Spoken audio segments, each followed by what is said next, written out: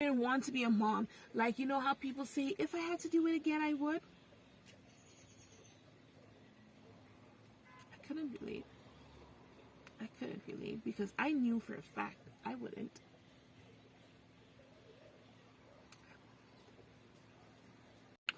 Whew. Even God help me. So I said I would be obedient, and this is me being obedient, and I don't know how to talk about this. Wow. I don't know if I'm going to post this video. God keeps telling me to record this video and to share it with somebody, and I don't understand why. Here it goes. So, have you ever wondered as a mom, like motherhood was not for you? You just jumped into something that you didn't know was going to be this deep. You did not know it was going to be this serious. You did not know it was going to demand so much of you. You didn't know that you were not equipped for this. You didn't know that you were not fit for this. You just did not know that it was going to be so tough. You didn't know what you didn't know. You didn't know that you knew nothing. Okay, I remember growing up, I was always the built-in nanny, the built-in babysitter at church and around people's children. I taught, I love children so much, and I still do. Children's ministry is my ministry, okay? I love them so much. But I taught that by always being around other people's children and always helping other people's children, that I knew about children and I knew what children needed, and that I was going to be the most perfect mom in the world. Someone should have told me. I think they did. They tried to warn me, but I didn't listen. Because you don't know what you don't know when you don't know it, okay?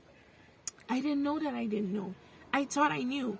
I thought I knew everything about motherhood just because I had wiped some, because I had bathed some kids, because I had helped feed them, you know. I had given them bottles. I thought I knew what it was like because they had slept over and I had to wake up sometimes to feed them. I thought I knew what it took to be a mom. I knew nothing. I still know nothing.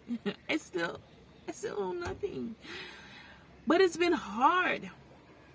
It's been so hard. I've been looking, you know, it's like when you're on a tree and you're just looking, when can I jump off? When can I jump off? Like return to sender. Like I want to go back. I remember just looking at other people who had a baby around the same time as me, who spoke about, you know, how in love they were with the children. And I'm so in love with them. And the moment I had a baby, it was so life-changing. Yeah, it was life-changing for me too, but not in a good way. I hated myself the moment I was pregnant, and I was just so depressed. I started to hate myself so much. I could not relate. Nobody talks about this. I could not relate to that thing where when you get the baby, it's like a moment and you're just so in love. I could not relate, especially when I had my first. It went a little better with the second, but when I had my first, I could not relate. I did not know what anybody was talking about. You know, growing up, you read these books and you read all these things where people talk about, you know, the moment I laid my eyes, and you have this anticipation. So now when you're pregnant, and so you're anticipating this aha moment when the baby is put on you and you see the baby for the first time, something's gonna shift. Something is gonna make this child the most special thing in your life, and everything is just gonna change, and you're gonna feel so connected. And I was waiting on that aha moment to come. It just didn't come. It didn't come, and I was so disappointed. I remember lying down there and thinking, I thought it would feel different. I thought I would feel different. Oh, maybe it'll still come. Maybe the connection will still come. It's weird. Why do I feel this way? This is so strange. Like, I kept waiting and waiting, and the moment did not come. And I was just so disappointed, and I felt so disconnected. I was so heavily depressed. My postpartum depression was so bad. And I didn't feel connected to my baby at all. Now, I loved her, okay? I didn't want anyone else to have her. I didn't want to give her away. But I would have a lot of thoughts of self-harm and sometimes harming her because she was screaming a lot. I wanted to throw her. I wanted to do all these things that are just not okay. And I didn't know how bad I was until I knew how bad I was.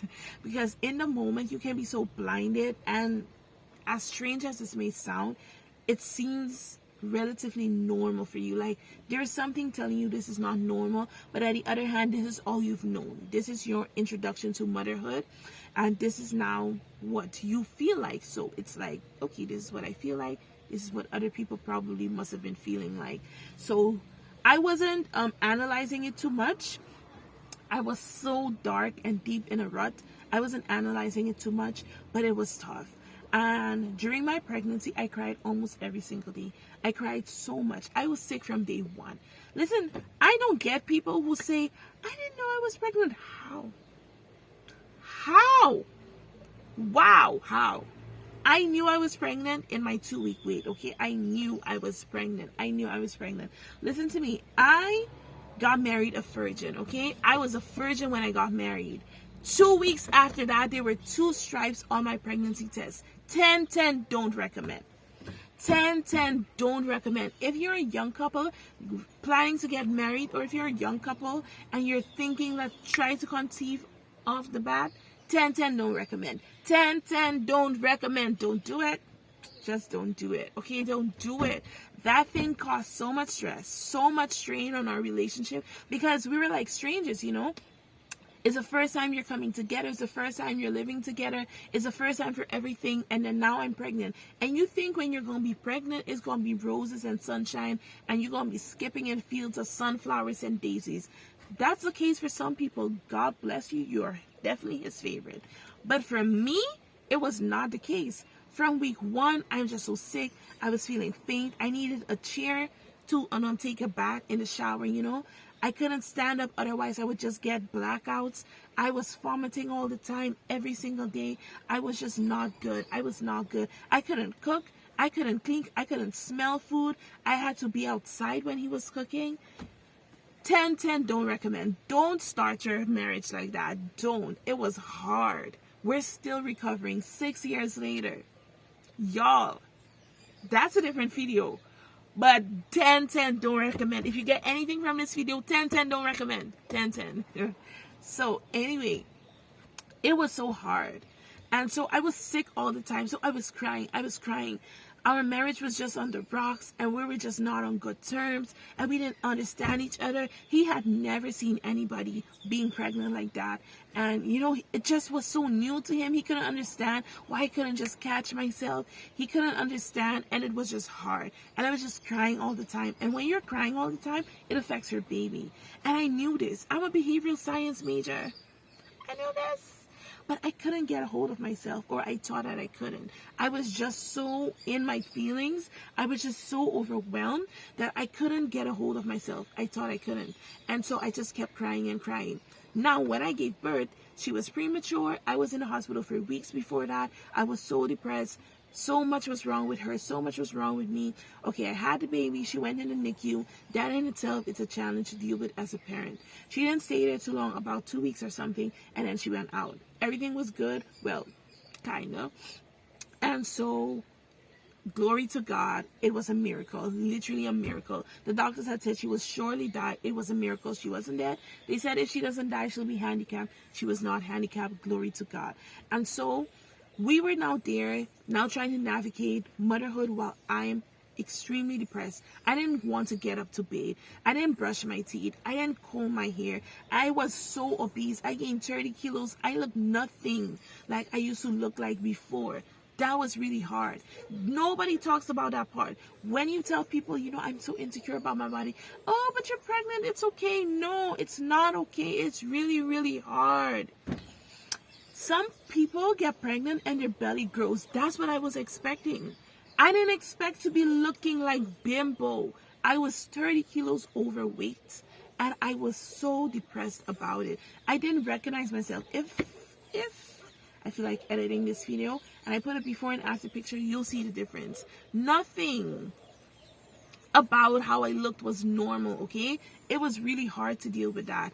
it really damaged myself. I was really self-conscious. It damaged my self-esteem. I didn't like how I looked, and I wanted it to change. So now I had to breastfeed, but I didn't want to eat for the breast milk. I didn't want to drink because I just wanted to be on a diet, because I had to, I had to just lose the weight. And that even in itself just frustrated me, and eventually I gave up and I just kept gaining weight, etc. But I started to have such resentment towards the baby, because it was like she was crying all the time. We didn't know something was wrong inside with her intestines, and she was crying, actually screaming all the time. And my husband worked from 7 a.m. to 7 p.m. I was alone. My mom was only there for 5 weeks or 6 weeks, and then she was gone. My sister left a week after my mom, and we were very secluded from other family members and relatives. It was hard. I wasn't seeing people, and I was so depressed. So it was hard. It was so hard. We were so alone in it, and I was just there, extremely depressed. I didn't like it. I started to realize, did I even want a child? Did I know what I was signing up for? Did I know that having a child would mean having to lose my life? Because that's what it felt like. It felt like I had died. It felt like I had died. And most days I wished I had, thinking to just end things, because it felt like I wasn't even bringing value to anybody's life. I was just miserable and making everybody around me miserable. I was crying while breastfeeding. I was crying when she was crying. I was just crying all the time, and it made her depressed, and it affected her so badly that her behavior started to be so bad. I had a little screamer, and she grew up to be a little screamer, and she's 5 now, and she's still a little screamer, because my postpartum depression lasted so long that it affected her a lot, okay? When she was 2, I was still in the trenches of it. Believe it or not, some people think it just lasts a couple of months. For some it does. But at 2 years old, when she was 2, I was still heavily in the trenches, and she saw how much I cried because I just couldn't control it some days. I couldn't go to work. I didn't have a job. It kept us even financially behind. Everything. I just started to get so angry. So I, at this point, loved her a lot. I was always telling her I loved her. I was trying to do stuff with her. I was taking care of her. I was making sure nobody could harm her, even though I was such a toxic influence. Sometimes we try to protect these kids from the outside, and we don't protect them from ourselves, of our bad behaviors, our bad habits, and the way we treat them. And so there's things I said and did that I never would have done had I been healthy. And I'm just so regretful looking back now. But it happened. It happened. But every time I just tried to make things right. But I got so much resentment because it felt like my life ended when I had her. My life ended. My beauty faded. My youthfulness faded, my ability to do things, and I never thought that life would have stayed the same, but I never thought the drastic change that would come, because now I was heavily depressed, and I just didn't know how to do anything anymore. I was constantly so overwhelmed. I didn't know how to start fixing my life. My weight was out of this world. My acne and stuff, I had never had those things. I had such clear skin. I always looked so good. And it was really overwhelming to suddenly have so many areas to work on. I was depressed. There were so many other things. My marriage was falling apart. There was too much to focus on. Now I had to focus on a very sick baby who was often going to the doctor because of some internal issues she had. She was lactose intolerant. She couldn't use gluten. She had to eat gluten-free. Listen, hey, I had to learn how to make everything from scratch because I didn't have the funds to just buy everything gluten-free, and it wasn't so available yet. It was really now becoming a thing where I come from, and there weren't just so many items, and it was so expensive that I had to be very, very creative in the kitchen to provide a variety of meals for her. These things felt so time-consuming that I just started to get angry because it's weird. I loved being able to care for her, but I hated that caring for her meant not being able to care for me. And I know it was up to me to have found the balance, but I was so depressed that I didn't know how to manage that. And I never went to get help for this. And so I was kind of just trying to manage it on my own. 10-10, don't recommend. 10-10, don't recommend, okay?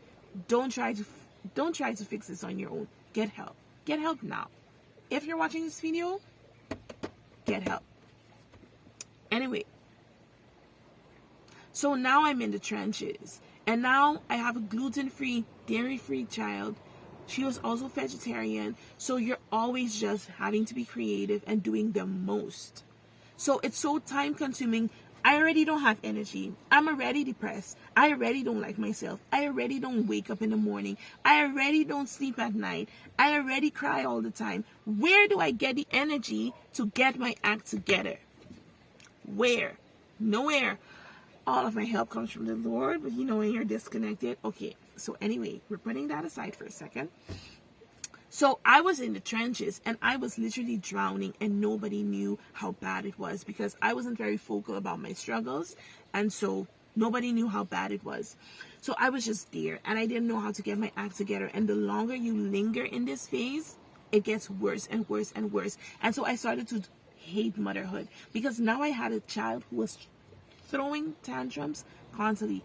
I had been throwing tantrums. I had been screaming all through pregnancy and after. So here she comes. There she came with the same attitude, with the same behavior that she had seen and experienced with mommy. She was probably very overwhelmed. She probably felt the constant tension. She probably felt how bad it was. And if I couldn't even deal with it, how could she? She couldn't. She didn't know how to process all of these emotions. She didn't know how to process what was happening because she didn't even know why it was happening. She just knew that something was very, very wrong, and she didn't know how to deal with it. But even knowing all of this, it didn't make it easier to wake up with the screaming, to wake up with the constant pushback, her never wanting to listen, never wanting to do anything I said. It didn't make it easier. It did not make it easier. She screamed constantly, and I just wanted to and sometimes I screamed back, and sometimes I got physical. Sometimes I was giving punishments that I had sworn I never would, but I needed help and I didn't get the help, and I should have gotten the help, and that's on me. And so I became a type of parent that I hated, and then I just hated parenthood on a whole. I hated being a mom because it was hard work. I hated being a mom because I resented the fact that it felt like a mom was all I had become. I wanted to be me. I still wanted to work. I wanted to build a career. I had studied. I wanted to do a master's in child psychology. I wanted to do a doctorate in educational psych and many other things. And so I was now stuck. It felt like I was stuck. Suddenly I have this baby that demands all of my time, because she was clingy. However y'all get your kids to come down from you, teach me, oh great one, because my kids are clingy. She was so clingy, I couldn't get to do anything else. Lord, y'all don't ban me from YouTube. I used to have her on my arm while cooking. That was probably unsafe, but I couldn't take the screaming. I felt like I was gonna throw her if she kept screaming. So I would just have her like this, and I would be cooking like that. It was sickening. It was crazy. If I put her down, she would scream. She would scream, scream, scream, scream, and that was from birth, okay? She would scream, scream, scream, scream, scream, scream, scream. If I went in the shower, she would not stop screaming until I came out. If I went to the bathroom, she would not stop screaming until I came out. And she only slept half an hour. So don't think, oh, she must have been napping. You're exaggerating. She wasn't giving me 2 hours in the day. She would have a little half an hour here, a little half an hour there. That was it. That was it for the day. I was drowning. I didn't have no free time. I wasn't socializing because, again, I didn't like what I looked like. I didn't want to buy clothes in this size. I wasn't comfortable with my body. So I was not going out with anybody. I wasn't seeing friends. I had completely withdrawn from church ministry. And she was born 2019. Do you know something special that happened that year? COVID. Okay? COVID happened. And now we were even more secluded. I was so much more isolated than I had been before. When she was 6 months, I came by my parents. And I left with her to go see my parents. My husband was supposed to come the week after. Within that week, COVID got so bad that the borders were closed and he couldn't come. I stayed there about 6, almost 7 months with her, and that also caused a strain on our marriage. It caused a strain on mine, just solo parenting. Of course, I have my parents. They're the best parents in the world.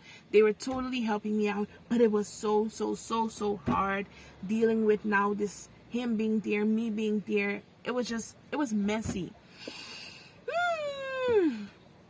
I don't even know what this video is about. I don't know why I'm making this video. But it was hard. I started to hate motherhood so much. I didn't want to be a mom. Like, you know how people say, if I had to do it again, I would? I couldn't relate. Because I knew for a fact I wouldn't. I didn't want to be a mom. Like, you know how people say, if I had to do it again, I would? I couldn't relate because I knew for a fact I wouldn't.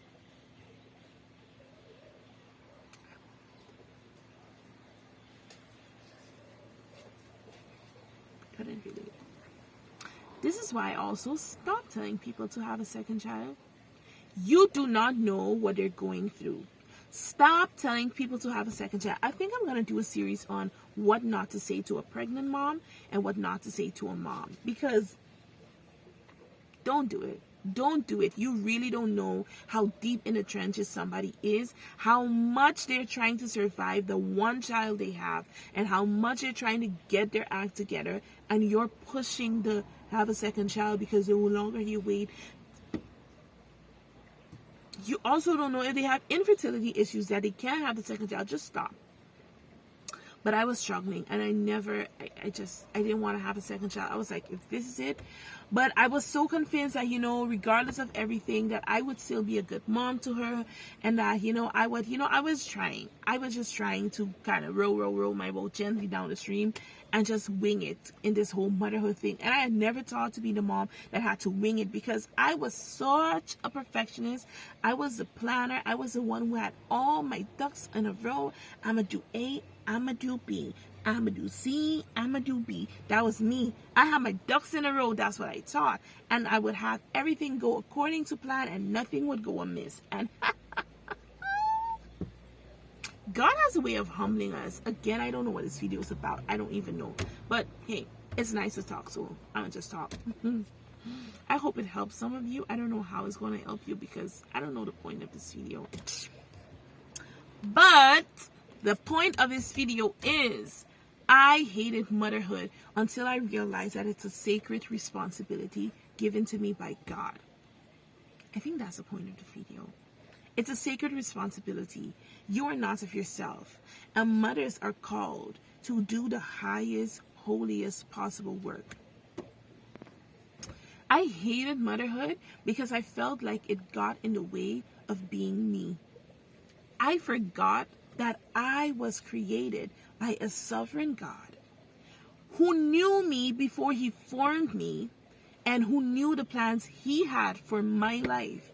And he knew that all of this would work together for my good. I hated motherhood because it felt like it was getting in the way of my plans, when actually God's plans for my life were unfolding. I hated motherhood because in a way I hated the fact that I had to submit my will to God. I hated motherhood because I hated the fact that now the vision I had for my life was going to be different.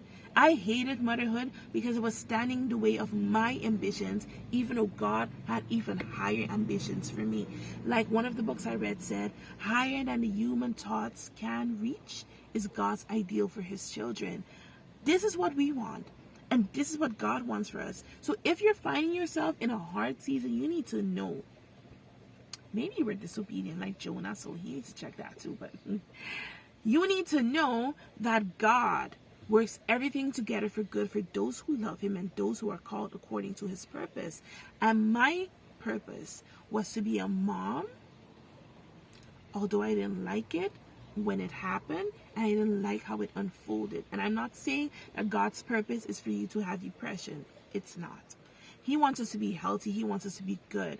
But I found myself in a position where I didn't submit to him. during that time, I wasn't praying. I was not praying, okay? I was only praying when I was like frustrated, like, God, make this stop. God, help me. I think I might actually myself this time. God, help me. I'm getting closer and closer to my end. God, help me. I can't take it anymore. Those were my prayers.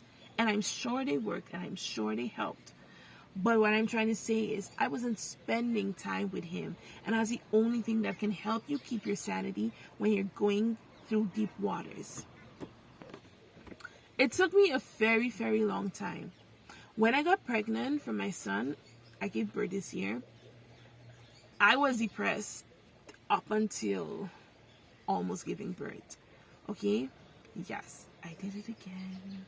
Oops, I did it. Although I knew it went much better this time. I mean, with my mental health, sometimes I would fall and then I would be like, whoa, remember what you're going to get if you don't come out of the trenches. And then I would kind of drag myself back, and God would drag me back. And of course, this time my family was watching. I was like, hey, come out. So it went a lot better. If you guys want a video about how I did it the second time to ensure that I wasn't so depressed and that he wasn't as affected, let me know in the comment section down below. I'll make that video for you guys. But this time around, I tried to do things a little bit better. And I wasn't connected to God at all. I wasn't praying around that time. I wasn't doing what I had to do in order to get the help that was available to me. And if you're watching this video and you're going through depression, if you're also feeling like you really don't like being a mom, you need to go on your knees and you have to cry out to God, and he will help you, okay? Commit everything you do to the Lord. Trust him and he will help you. He will help you. So I just want to let you know that God has a special plan for moms. It's a very sacred responsibility. Part of what I wanted to do on this channel is give hope to moms who, like me, have gone through extreme depression and really don't see a way out of fixing that. I had damaged my daughter's mental health and her self-esteem so much that I didn't see a way out of fixing that. I didn't see a way out of getting her out of the gutter because I was still in it, and sometimes I kind of still am. And I didn't know how to help her when I couldn't even help myself. And that was very hard to deal with because the one thing I didn't want to do was mess up my child, and that's exactly what I did. And I didn't know how to deal with that guilt, and I didn't know how to fix that at all. But you can't. But God can, and you have to submit everything to him and trust him, and he will help you. You can do all things through Christ who strengthens me. So even now when you feel so overwhelmed, like you can't control your emotions, you can. You can. Help is available. He's always there. He's always available to help. You can. Now, another thing I want to tell you is that your job as a mom is a sacred responsibility. I stopped saying things like, I hate being a mom. I stopped saying it. I stopped saying things like, if I could go back, I would. I stopped saying that. I stopped regretting, stepping into motherhood because I realized that it is my first ministry. Is the thing that matters the most. My first job is to be their spiritual influence and leader, and to influence them to be who God made them to be, so that they can also be a light in this world. And I have to take that as a most sacred responsibility. And the book I really actually wanted to study with you guys is Child Guidance, and that's actually one of the things I wanted to do on this channel. But before I could do that, God told me I had to work on me. I had to work on me. So he told me, leave that book and take up another book called Temperance, and start reading that book and start sharing that book, and show how what you ate and what you put in your body contributed to how you feel as a person, and how you were able to show up as a mom, and how you were able to not balance certain things that you would have been able to handle had you been physically healthier. That's why if you go and check out my other videos, I started a series on temperance where I talk about how being temperate affects our daily lives and everything we do. And I talk about how being intemperate affected my life and all these things. And this is why I'm doing it, because I know what it is like to have your life completely spiral out of control and not know how to fix it, and not know how to come back from that, and not know how to survive. but I can let you know that it is possible to get back from the deepest, darkest pits of depression. I can let you know that it is possible to actually still have a child who is blessed, who is happy, and even though she still shows signs of, the dark times that we went through, I know that God is helping me help her get better, and that she will still thrive in Jesus' name, because no weapon, not even mine, formed against her shall prosper. And so I want to come on here and encourage any mom who's watching this video, or any dad who's also feeling discouraged or wants to help his wife through this journey of postpartum depression and motherhood and dislike. And also for the dads, I'm not a dad, so I don't know what it's like to be a dad. But I do know that moms experience parenthood very differently. So when you feel as though it's not that bad, don't dismiss her feelings, okay? Acknowledge how she feels and help her to see the brighter side of things, and help her to get out of it, rather than just dismissing her feelings and acting like she's crazy for feeling the way she does, because that won't help anyone. That's just a free tip. But you can come on the other side of this, and you will. So go and check out my other videos on temperance very, very soon. When we're finished doing the book of temperance, soon we'll go to the book of child guidance, where I'll be sharing all the gems on motherhood and parenthood, and what God expects of us, and how much help is available, and all these things. And I just want to encourage you and let you know, if you're now in the trenches of it, it all starts with what we tell ourselves. Okay, I had to learn to control my mind. What I told myself was how I would feel, and how I felt is how I would act. So it starts in the mind. The first thing you have to do is give your mind and control of your mind to the Lord, and let him know, hey, actually I'm struggling. Actually, I don't like this. What I'm feeling and the way I had envisioned motherhood is very different than how it is. I had to also deal with that. I had to deal with the disappointment of motherhood not going the way I had envisioned it. I had to deal with that. I had to sit with those feelings, and I had to process it, and I had to let it go. I had to accept it, and I had to let it go. Much of what we feel, much of the disappointment we experience, is a direct result of our expectations. And our expectations can make us feel as though we have failed, and that we're doing everything wrong, and that nothing is going to work out. But God is still God, and God is too wise to be mistaken. He is too good to be unkind. So when we don't understand, when you can't trace his hand, when you can't trust his heart. I skipped the line, but you get a point. It gets better, but it starts with you. It starts with submitting to God. It starts with giving your will and your mind over to him. Every negative thought, rebuke it in the name of Jesus. Anytime you feel as though you're getting overwhelmed, talk to somebody. Go to somebody right after you watch this video. Call somebody, ask for help. Let them know what you're going through. Get professional help. Get the help you need. Motherhood is a blessing. I know when the child is screaming relentlessly, it doesn't feel like it. I know that when your child does not listen, it doesn't feel like it. I know that when your child literally throws a tantrum for every single thing, it doesn't feel like it. I know that when you're alone and don't have a village, it doesn't feel like it. I know that when you and your husband can't see eye to eye, and your marriage just seems like it fell apart the moment the kids came, I know it doesn't feel like it. But motherhood is a blessing. I know it doesn't feel like it when you have to wake up every hour in the night because your child just decides to be a little screamer who doesn't sleep. It doesn't feel like it, but it is. Every good and perfect gift is from the Lord. And God has blessed us to become mothers. And even though it's hard, let us take up the mantle and do this responsibility to the best of our ability, because God demands it from us, and our children do too. I love you so much. If you've made it to this part of the video, I love you so much.